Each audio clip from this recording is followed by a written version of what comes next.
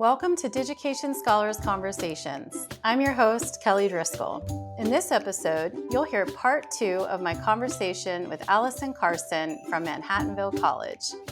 More links and information about today's conversation can be found on Digication's Twitter, Facebook, and Instagram. Full episodes of Digication Scholars Conversations can be found on YouTube or your favorite podcast app. You are about to hear part 2 of our conversation with Alison Carson from Manhattanville College. Please be sure to listen to our previous episode to hear part 1 of this conversation. And I'm so happy that you brought up Connect to Learning, because I don't know that we've had another guest on Digication Scholars that was as deeply involved in that experience as you were, Allison. Because I think you were part of one of the first groups.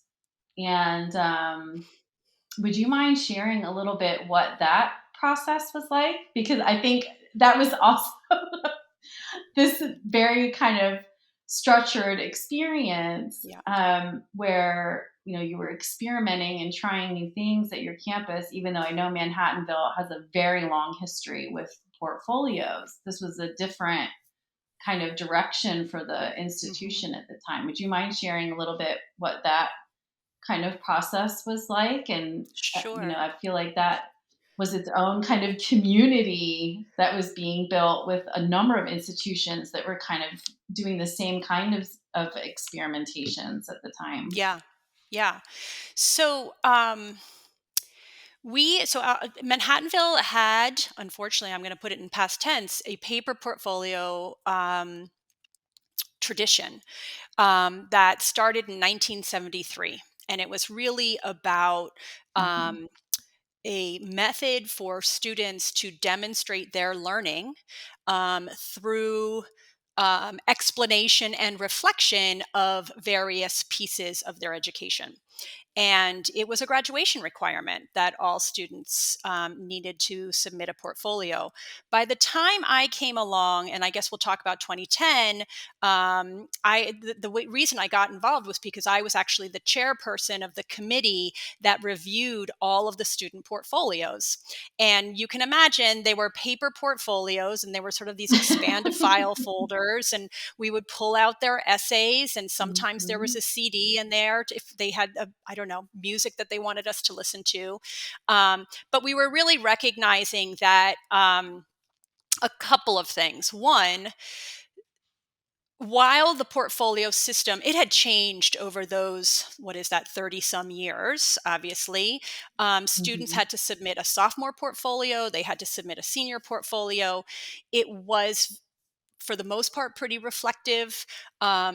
But I think as an institution, we really hadn't fully embraced the ways in which reflection takes time, right? I mean, reflection really takes time. And I would argue that reflection is a practice that literally needs to be practiced. And so if we're asking people to do this just twice in their careers, in college, often the reflections we got were not particularly deep. Additionally, we were not supporting faculty in the work that needed to be done on their ends in supporting successful completion of the portfolio. Meaning there was no credit for faculty to do this. There was no credit for students to do this. And it was becoming a hoop to jump through rather than a meaningful educational experience and tradition at the college. So when we joined Making Connections in 2010, we really were looking to move the portfolio system to ePortfolio so that our students could get the benefits of all of the multimedia pieces that the technology had to offer. But I think that's what we thought we were doing when we first signed up. But through participation and Making Connections, it became clear, and that's where we did so much of our learning around ePortfolio pedagogy and this notion of focusing on process over product. It really became clear that it was so much more than just a technology, and which we didn't really fully understand going into that project. And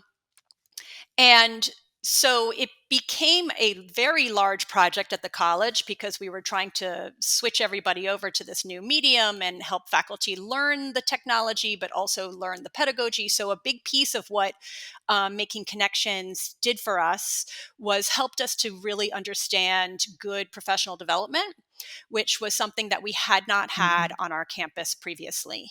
And so one of the big not takeaways, one of the big outcomes for us. And one of the things that Brett and his colleagues talk a lot about is ePortfolio being a catalyst for change. And for us, one of the big pieces that ePortfolio did for us on our campus is we actually now have a Center for Teaching, Learning, and Scholarship, which was something that we did not have on our campus prior to the work that we were doing. And I Mm. feel strongly that it was the work that we were doing with ePortfolio that really led to that. And and we still have that center on our campus today. And what's super exciting for me is that in my role as Associate Provost, I supervise the director in that center. So it's been this really lovely connection where I feel like, again, around the work that I was doing with ePortfolio, it was my first experience. One, receiving professional development, two, learning about how to do professional development well and the value of it. Um, Mhm. and now really being able to support professional development at my own institution from a place of that experience and the ways in which I have benefited from it through my own career. So that's been a really fun sort of full circle Yeah, what piece. a wonderful kind of thread through. Yeah. It makes so much sense hearing you talk about it. Um, and how do you feel like your experience as a professor has informed that too, and especially one in psychology? Yeah. Yeah. The other piece that I wanted to just talk about, and I could talk a lot about how cultural psychology and design thinking are very similar, which maybe is another conversation, but it's been an interesting reflection point for me. But just to sort of close up our conversation around making connections, I said that we had a portfolio in 2014. So after making connections in 2010, we then applied to be part of the Connect to Learn grant, which was a 3-year FIPSI grant with LaGuardia Community College. And that was extending the work that we did, really trying to sort of double down on ePortfolio pedagogy on our campus and help faculty think not in terms of the technology, but really think about what are the challenges that you experience in the classroom, and is this not forcing it, but is this a potential academic technology that could be used to support maybe engagement or this focus on process in your classroom. And during that time, because of some of the reasons that I mentioned around the lack of credit and the amount of work that really was going into supporting this portfolio system, there was a big vote on our campus and our portfolio system was suspended. That was in 2014, Mm. and the charge that was given was, we're going to suspend it, and we're going to give this committee time to think about how to do this in a way that works for our campus. Um, what Mhm. what came out of that was a program that we now have on our campus called Atlas. And Atlas is a program. Mhm. It is not required the way that our previous portfolio was. Um, However, they're courses rather than a requirement that students. So we really built in the support for the work that we wanted students to do. Digication ePortfolio is embedded into every single one of those classes, and it really the backbone of our Atlas program are 4 courses, one for each year of college. So it's called Atlas, and the 4 courses are, I'm going to get this right: Passport, Pathfinder, Compass, and Pursuit. And each one really focuses on very intentional collection of information, reflection, and intentional decision making around certain inflection points across the a student's academic career. So for the first year Passport, it's really about transitioning to college and understanding all the resources that are available to you and sort of intentional connection with those resources, reflecting on, going to different experiences and reflecting on those. The second one, Pathfinder, is about helping you make intentional choices through exploration around a major. The third one is for juniors who are in the process of doing internships, who are thinking about careers and being very intentional again in the exploration of that and reflection on what's being learned and how to then use that information about what you've learned to make some future decision points. And then the last course is really about transitioning out of college and getting you ready for that transition. So we focus a lot more on a professional ePortfolio that you can share with potential employers, and practicing interviewing and practicing and working on resumes and cover letter writing. And there's a big piece of design thinking in there that we think about. We develop Odyssey plans and sort of develop plans for different potential directions that you want to go, and do informational interviews and things like that. So that is a program that exists at our college. It is we've got lots of data to show it works. It's a really good program. Unfortunately, because it's not required, it's probably not as popular among our students as it might be. But again, there's that thread that underlying it is our ePortfolios and the focus on process and reflection, which has been just really cool. Yeah.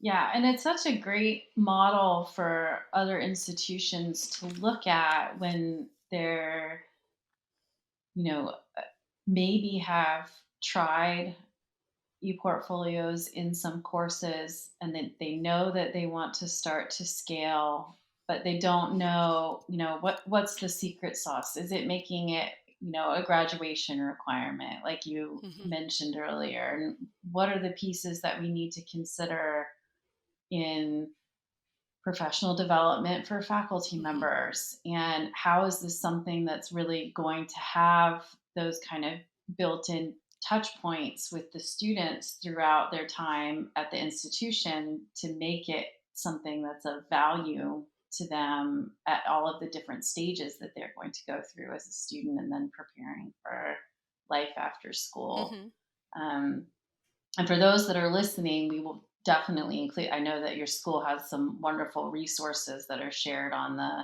school's website about the Atlas Mm-hmm. program that we can link to for those that want to look at that, and also what some students have said about that experience.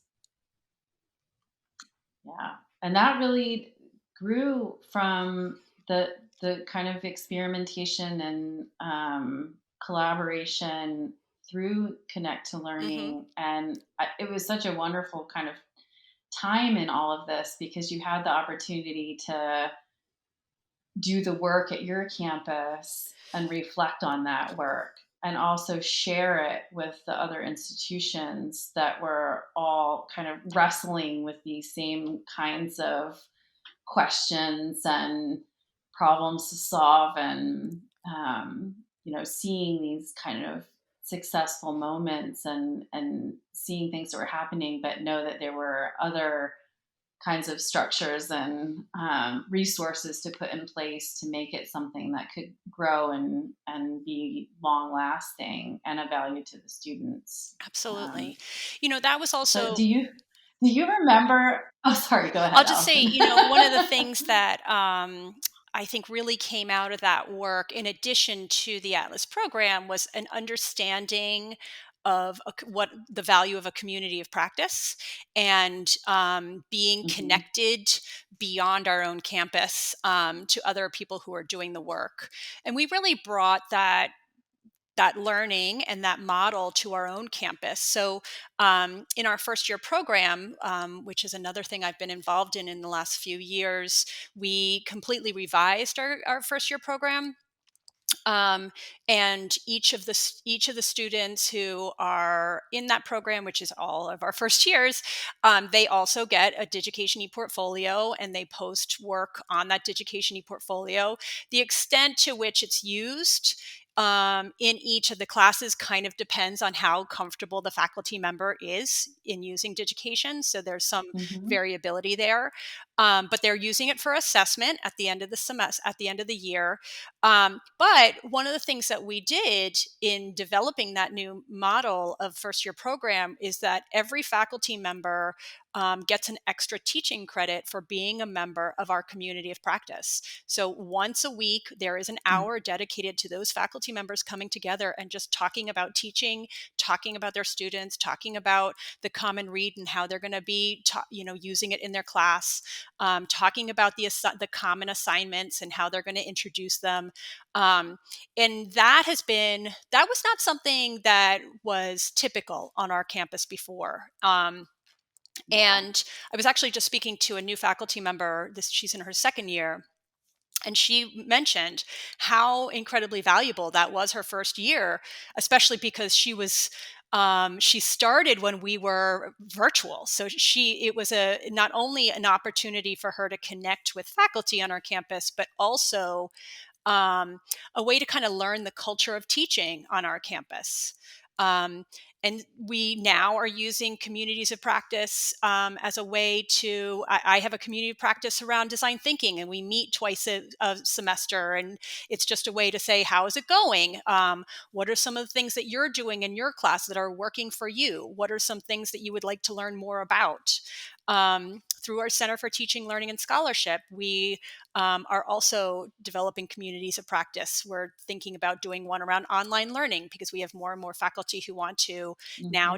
We've got programs that are now moving online, and so supporting that as a practice and a pedagogy, not just a technology. So all of these pieces have really come together as a result of the learning that we did early on, thinking about technology and pedagogy, and obviously specifically around ePortfolio.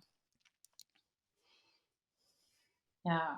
Wow. What a gift. Yeah. I don't think I've heard of too many institutions that have that as a model that's built in for faculty in that way, and have that deliberate, intentional time Hmm. for that level of sharing. Yeah, that's It's been great. fantastic. I do want to circle back a little bit to your background and in teaching and psychology, because I know that there's probably some beautiful threads that have kind of carried you through to where you are today, and things that you probably draw from that time that are still being used in your conversations with faculty and students today. Do you have something that you might like to share on that front? Sure. One of the things that I think I've come to understand better than I have before. And this sounds, I don't know, sometimes you have these epiphanies, and you feel like somebody's going to look at you and go, "What? You didn't know that?" But, um, I mean, so I've set the stage. Um, there's obviously variability in how comfortable people feel in experimenting with their own teaching. And I Mhm. tend to be someone who feels quite comfortable with experimentation. And when I say experimentation, what I mean, just to operationalize, is trying something new in my class and being comfortable if it doesn't work. Um, and that was something that was very much true of me as a psychology professor. I was teaching a course, just as an example. I was teaching my cultural psychology course, and I'm not actually sure if it was that course, but I was teaching a course. And one semester, I was just like, we're going to make this a service learning course. And I had done some professional development around service learning the previous semester. And I connected with our Center for Community Service, which is called the Clark Center. And we had students working in teams, and each one was connected to an off campus community service organization. And we just did it. I had support from our director of the Clark Center, and I had support from the Center for Teaching and Learning, and the director there who had been doing some professional development around service learning. But I was quite ready to just dive in, even if I fell flat on my face. And that, I think, has been very much a thread that allowed me to move into this new role of design thinking. And I've recognized how much teaching, and I think sort of developed a sense of empathy for faculty who are not comfortable moving into teaching design thinking, because design thinking is it's very ambiguous about where you're going to end up, and you can't really plan every day of the class. And there's, I'm even just listening to you talk about it a few minutes ago, Kelly, the uncertainty of where all of this is going to take you and where you're going to end up. That does require a certain amount of flexibility and willingness to fail, and and sort of risk taking, right? And so we've been, I think, trying really hard to recognize, for example, our brand new faculty are perhaps not quite as willing to take risks because they have teaching evaluations that their students are going to be giving them. And then there are faculty who are just not flexible it's not that they're not flexible. They need a structure that for a class that is more specific than one that I have necessarily needed in my own career. So that's one piece, I think, that's been very interesting and important for me to kind of understand. Another thread that's been really fun for me to see is that cultural psychology, first of all, emphasizes qualitative methods, as does design thinking. So all of the methods that I would teach my students in order to understand people from a different culture are exactly the same ones that we use to help you understand the person who is experiencing a challenge, right? I mean, it's all the same. I didn't have words for it before. I didn't recognize what I was teaching was empathy. And there, I'll pause for a minute and say there are a lot of people out there who have a problem with that term. And it's the reason I'm teaching an entire course called Empathy this semester. So we've got a class that's completely digging into, like, what is this thing and what is it actually? But that's, as a cultural psychologist, it really was about understanding cultural behavior from within that culture and not from your own cultural lens. And that's what design thinking is. It took me a while to figure that out as I sort of moved into this new area, but I was like, wow, this is what I've been doing. And I think a lot of faculty that helped me sort of create a possible bridge for other faculty who see very much their own role as helping people understand different perspectives, right? Or helping, and even history, right? You're looking at different times and different perspectives and different countries and different.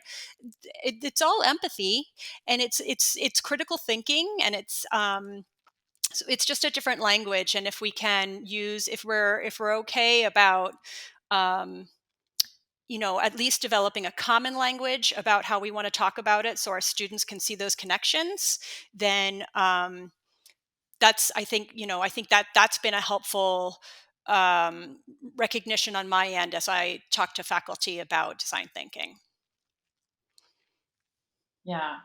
And you mentioned, creating that bridge. And I do think that having the perspective that, there are certain people that gravitate more toward risk taking, or I sometimes talk about comfort with discomfort. Yeah. But some of us seem to have a little more comfort with discomfort than others, and I think that can lead to more risk taking. But I find that, again, kind of going back to that structure, and the more that you can repeat that, yes, you may fall on your face, but that is okay, because you can go back to this and try something else. And that next thing that might happen after you fall on your face could be 100 times more impactful or successful than what you may have done initially. But you had to have that fall 1st.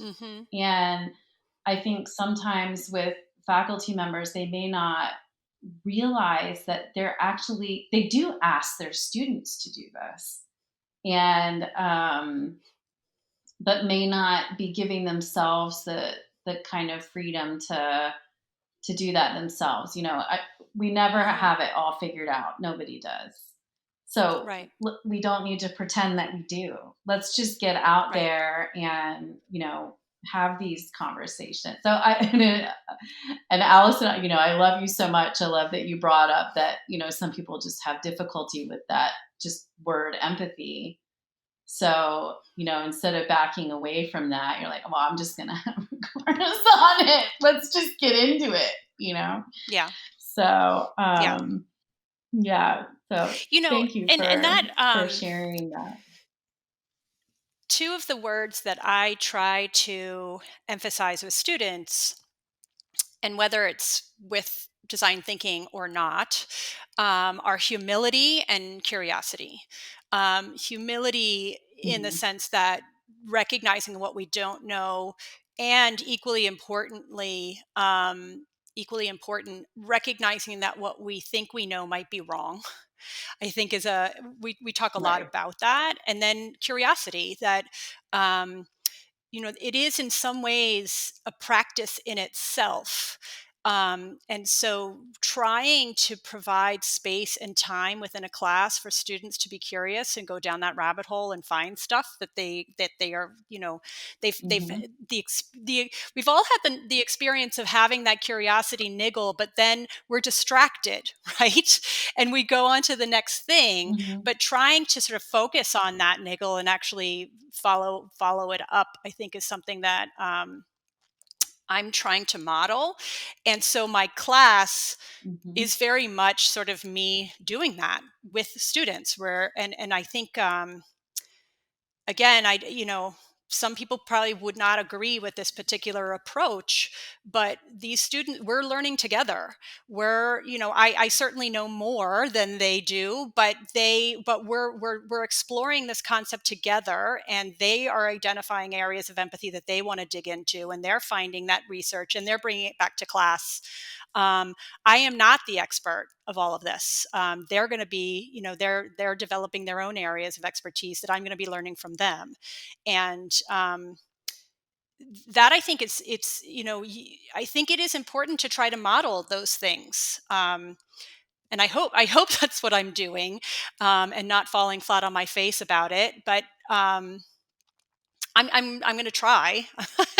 And so far, the students, I think, are really enjoying the class. Good.